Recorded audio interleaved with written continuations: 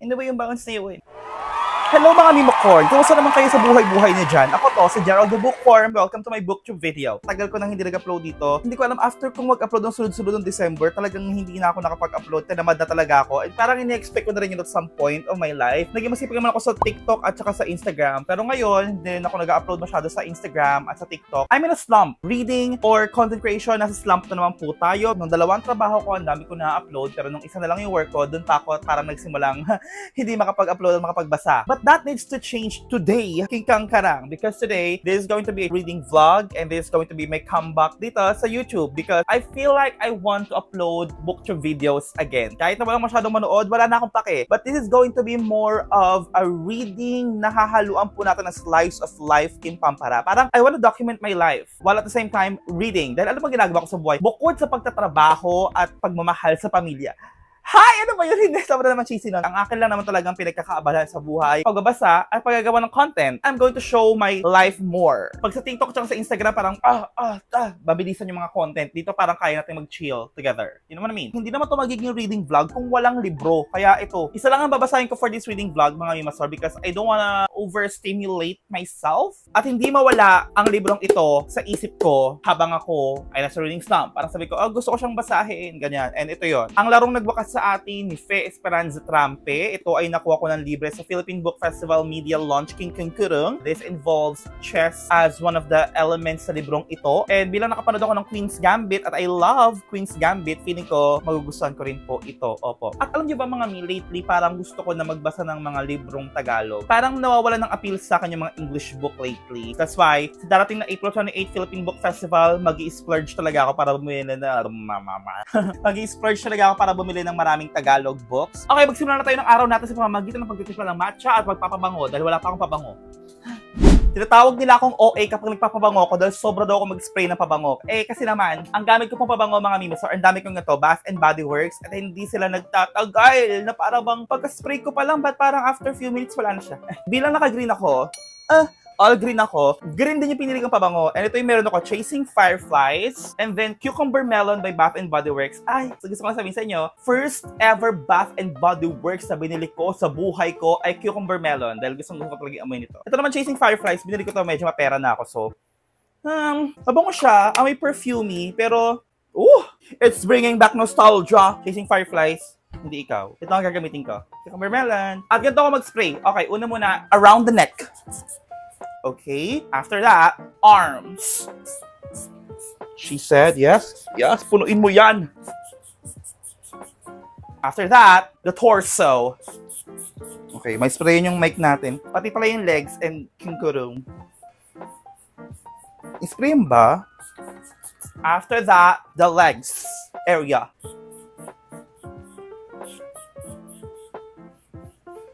Yan. Gusto ko yung drench talaga yung katawan ko, ganon. Na-sprayan ko rin to. Actually, pag-spray ko talaga, pag wala pa akong damit, nag-spray na ako. Pero dahil naka-video, hindi ko mapakita. Na-sprayan ko muna yung katawan ko, tapos after nyan, yung damit ko. But after that, buhok.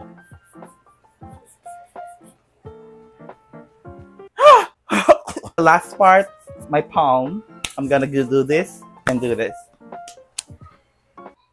I'm done. May cucumber melon na ako. Sinong gustong uminom sa akin? Alam niyo ba, magpapaano sana ako, dentista sana ako ngayon. Kasi, medyo sumasakit yung ngipin ko mga Mimasor. Hindi naman siya yung sakit na parang, hindi ako makatulog yung sobrang sakit. Hindi yung ganon. Parang, uncomfortable siya. Tapos, so, nagpa-cleaning ako ng ngipin ko nung Friday. Sabi sa akin ng dentista, pwede namang hindi pa siya bunutin. Like, hayaan mo siya, bigyan mo siya ng time na mag-heal. Ganon. Pero, ngayong umaga, pagising ko, binuksan ko ang TikTok ko. Ang unang-unang video na tumambad sa akin, my dad died because of dental abscess. And as someone na mayroong hypochondriac, hindi ako na-diagnose, feeling ko lang. Kailangan ko siyang ipabunot dahil kung hindi ma-anxious ako ng sobra-sobra. Wala naman dentista ngayong Sunday, so sa Monday na ako magpapabunot. Magpapaschedule na ako ng pagpapabunot sa Sunday para matanggal na siya because I don't want to die because of dental abscess. No thanks. And di ko alam kung nakikita nyo mga Mimasor, pero ito po ang aming mga mineral water. Ang dami. Ito yung mga pabango. Dito na namin nilagay kasi gusto ni Lola. Malapit siya sa salamin. Dahil nga, nahiwagan salamin. So dito yung mga pabango ko na lagi kong ginagamit. And then nandito sa ilalim yung iba ko pang mga Bath and Body Works na hindi ko masyadong ginagamit. So dyan muna sila. Medyo raw and unfiltered na rin tong reading vlog na to mga Mimasor. Dahil talaga ipapakita ko sa inyo kung ano man ang istasyon ng bahay namin. Kung ano man mga kakalatan.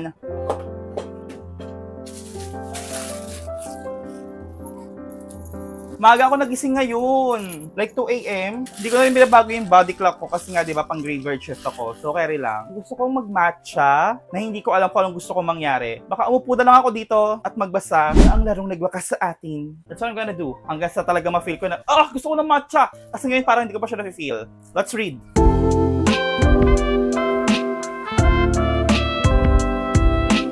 This is giving rival King Kurohong love story Kang Karazin. Okay, I'm invested. I'm now on chapter 3 of Ang Larong Nagwakas sa Atin, and so far this giving rivals but also love story. May yearning, king sigurong mangyayari dito. Alam mo, sinasabi ko yung yearning pero hindi ko man talaga alam kung ano ba yung yearning pagdating sa romance. Yearning in a way kasi na medyo cold yung girly dito, so parang mahihirapan siguro yung boylet na maging close sila. Pero the rivalry, medyo nakikita ko at nararamdaman ko na siya when it comes to chess. Kasi may line dito na sinabi ni ate girl Esther, na sabi niya dito, isa lang ang pawn ni Esther sa napakaraming kinuha ni Dennis na dapat ay kanya. Hindi napapayag si Esther na pati ang scholarship niya mawala. Kumbaga parang may paglalabanan sila ganuin. I'm trying to beat my reading slump with this book. Alam nyo, how my mind works is that ngayon natapos na ako sa chapter 3, parang sabi ko enough na yan kasi tinitingnan ako nun. Parcel ng mga libro na hanggang ngayon ay parcel pa rin po, na hindi ko pa naho-haul, hindi ko pa nagagawa ng video. Parang gusto ko silang gawa ng video ngayon while nagbabasa ako. Hindi ba pwede magbasa muna ako at hindi ako magkaroon ng urge na mag-film ng video? My mind. Okay, gagawa ko ng plano. Kapag naka-reach ako ng chapter 8, kasi 8 is my favorite number. Once I'm done with chapter 8, gagawa ako, mag-film ako ng video. Yay!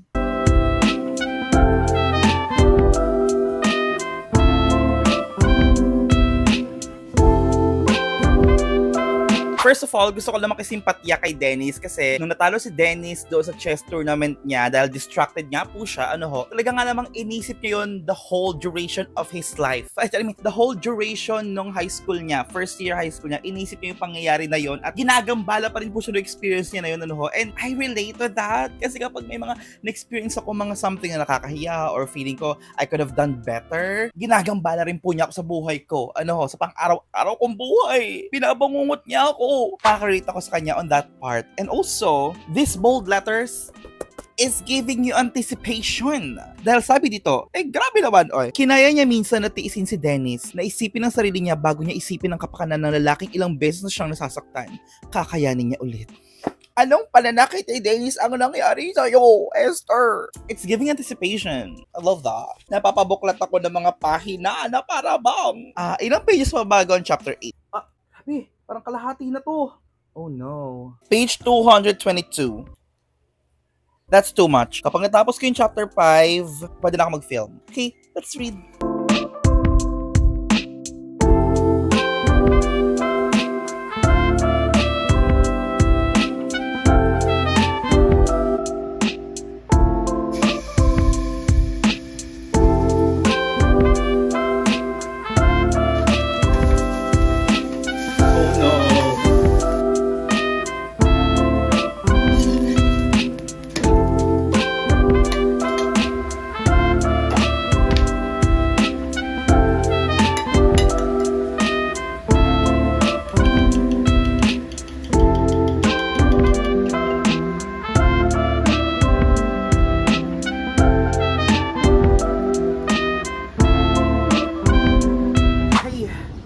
Walking for the morning.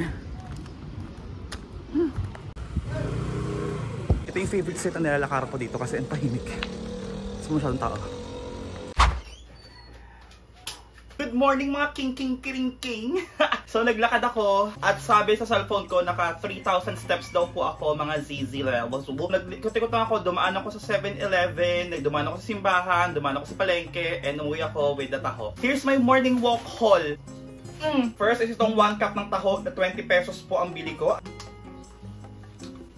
Pero bago pala to, uminom na rin ako ng oat side na chocolate. Tinry ko yung chocolate oat side and masarap siya. Iba talaga yung lasa ng oat side. Sobrang creamy niya talaga. And I love it as a creamy lover, as a cheese lover, as a milk lover. Here's the other things that I bought. So pagkalakad ko ay 7-Eleven. Hindi naman talaga ako bibili sa 7-Eleven. Pero napapasok ako. Iba talaga yung hatak ng 7-Eleven branch dito sa amin. Bumili ako ng 2 sandwich dahil ito yung mga kinakain ko kapag for example nag-work ako. Tapos nakalagitnaan na madaling araw bigla ako nagutom at gusto ko ng something na maalat. Ito yung mga kinakain ko. In-air fryer ko lang sila. Grilled 3 cheese. This is for 55 pesos. So, hindi ko pa ito natatry. Tuna cheese melt. As a cheese lover, ang sarap niya. Sobrang cheesy niya. Opo. Next one is from Palengke. Ito talaga yung gustong gusto ko. Kapag pupunta ako sa Palengke, ito yung gusto kong bilhin. Hindi ko alam kung anong tawag. Pero kakanin siya na may brown na matamis sa ibabaw. 40 pesos yung bili ko dito. 5 slices siya. 8 pesos isa. Wala pa ako kaninang gana maglakad. Pero pinush ko talaga yung sarili ko kasi tagal ko na hindi nakakapaglakad. And hindi din ako nakapagsimba ng Sunday. Duman ako ng simbahan.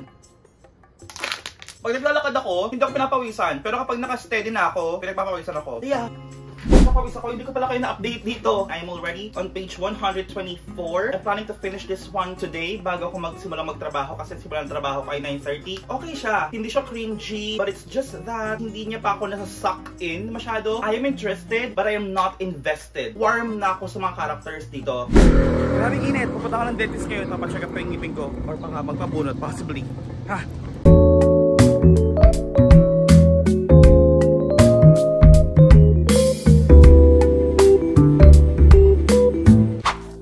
Shoot, ang ina nung init, be. Nakakapaso. I'm back from the dentist. Bagong dentist to, mga mimasor. And mas malapit siya sa akin kasi walking distance lang talaga siya. At nagustuhan ko naman sila. May x-ray sila and in-x-ray yung ngipin ko. For the check-up and also for the x-ray, 1,300 pesos agad yung nagastos ko. Grabe, wala pang nabubunot ng ngipin yun, ha? Ang mahal-mahal naman talaga mag-healthcare ngayon. Kung gusto ko na kumita ng pera, kailangan kong i-take care ng health ko. Dahil paano ako kita ng pera kung patay ako, di ba? Okay, so, ito ang gamot ko. 380 pesos lahat ng to, mga mimasor. 7 days worth of antibiotics. Ito yung x-ray ko. Ang scary ng x-ray. Close your eyes. Hold your position. Put your tongue in the roof of your mouth. Paano kung hindi pala naput yung tongue ko sa roof ng mouth ko? Anong mangyayari? Mahihila ba yung tongue ko? Here's my x-ray. Here's my teeth. Grabe, kilala nyo na talaga ako. Nakita nyo na yung bungo ko. Oo. At puro gastos sabi pala talaga ang nangyayari sa buhay ko dahil parang sira na yung brick ng charger ko ng iPhone. Ang ginagamit ko muna ay itong brick ng MacBook. Ka-order ko lang nung bagong brick. Puro na lang guys! Antibiotics mukbang! Good morning, tapos na yung shift ko. I'm starting Bone Deep by Romulo P. Bakiran. Tapos ko palang basahin yung intro ni Baticolon about this book and I'm loving it already. Binitawan ko muna yung alarm nagwakas sa atin because hindi ako maka-move forward. This one, I have a good feeling about this. Kasi anong nangyari, nung pababa siya ng jeep, natapilok yata siya or na-fracture yung paa niya so kailangan niyang magstay sa PGH. Sabi dito mga mio, for the rest of the reading public, this book documents where our current healthcare system fails the Filipino people, especially the poor. I'm excited about this. Let's read. Plano ko pala sana mag-overtime ako ng 3 hours today. Pero wala naman akong ginagawa sa work. So, nag-out na lang ako. Dahil ang hirap na naman mag-overtime ako. Tapos makita nila, wala naman activity na ginagawa. Baka matanggal pa ako sa work. So, magbabasa na lang ako. Also, update sa ngipin ko. Medyo wala na yung pamamaga. Hindi ko alam kung nakatulong ba yung prayers or yung antibiotics. Pero I think both of them helps. Hindi na ako na-anxious. I'm going to start reading. I've got an internet crush. She's not a celebrity, but she's taken, so can't help falling in love. Can't take the hint and give up. My mama told me don't talk to people you haven't met. I guess my mama was right, but it's not cause everybody you meet is dangerous. Fact cause they'll break your heart. Cause she plays it so cool, making up her own rules. And I'm a loser for thinking I've got any shot in the dark. Now it's hitting me hard. Tell me what am I supposed to do?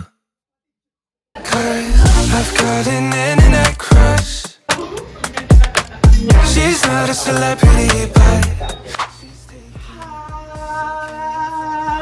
here are our takeout food. 안녕하세요 여러분. 오늘은 Oh my god, they look so good! wow! This is a tuna gimbrops. Tikman muna natin siya ng walang sauce. What? Tadakanas! Panalo. Next up is Fryken, boneless chicken. Ang in-order namin ay honey garlic. Oh my god, so good! Naging lamok. Sarap niya. Now let's try the kimchi fried rice. Okay, alright. Ito naman yung mando nila. Okay, normal. Sarap ng rice. Now let's try the sausage. Sarap! Tapos ang hotdog ng 7-Eleven. Yan! Karma! Sarap ng rice. Ano bakit? Okay, let's taste it. Hindi ako mahilig sa ganito. Si Jewel yung mahilig dito. Pero titikman ko pa rin. Because why not? Oh my god. Hindi siya goma. Hindi siya goma. Oh my god! Why is over?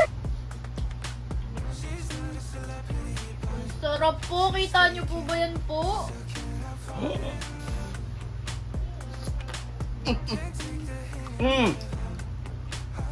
Hindi ko talaga bagay pang mukbang. Everything is a soul. Last is the pink drink. Thai pink milk. Cheers! It's milk. And it's pink. Kakain na kami. Hindi ko na kaya to. Kain na ako. Hello mga Mimasor! I am now done with Bone Deep, Hospital Diary, and other essays by Romulo P. Bakiran. At ang talaga namang tuwatak sa akin dito nung binasa ko siya is the last essay, which is ang title niya ay I Embrace Father Only Once. Dahil talaga nga namang ang sakit po niya sa puso. Sobrang raw, sobrang vulnerable ng essay na yun. Talaga nga namang yun yung mga eksena sa buhay na parang hindi mo dapat sinishare sa ibang tao, but then the author decided to share it with us. And parang na-appreciate ko siya na parang, uy, salamat sa pag-entrust sa akin ng istoryang ito ng buhay mo, na parang gano'n. And naiyak talaga ako. Ang luha ko habang ako ay kumakain ng mansanas ay talaga nga namang tumutulo. Oh my god, that last essay, it's so raw. He really bare his soul. You know what I mean? That was a good one. Akala ko this essay will be all about the stories of People's Hospital, pero hindi pala. It is more on the process of recovery ng ating author nung siya nga ay nadurugan ng buto sa paa. Essays about nung nandun siya sa hospital at habang siya ay nagre-recover sa kanyang sakit. Ano ba yung naging role ng pamilya niya sa recovery na iyon? Ano ba yung pakiramdam kapag ikaw ay disabled? And all of those realizations and essays. And I enjoy this one. Pero ang talagang pinakatumatak sa akin nga is yung last essay. The last essay alone is enough para bigyan ko to ng 4 stars because I really enjoyed that. So hindi ko pa natatapos yung larong nagwakas sa atin ni Fe Esperanza Trampe. At meron akong English version noon from Philippine Book Festival. Bigay sa akin ng Anvil. Pero anyways, that is for this reading vlog, mga Mimasor. Thank you sa pagsama. And sana ito na talaga ang aking pagbabalik for good dito sa YouTube. And thank you Alubat Publishing for giving me this copy. So if you like this video, please give this a thumbs up and don't forget to subscribe for more bookish content like this. Sa mga manonood nito, thank you so much for staying, for being in this community. I really, really appreciate you all. You guys are the, kumbaga nga naman ay yung pundasyon ng book content creator na ito. Thank you so much mga panganays. I love you all. See you on the next video.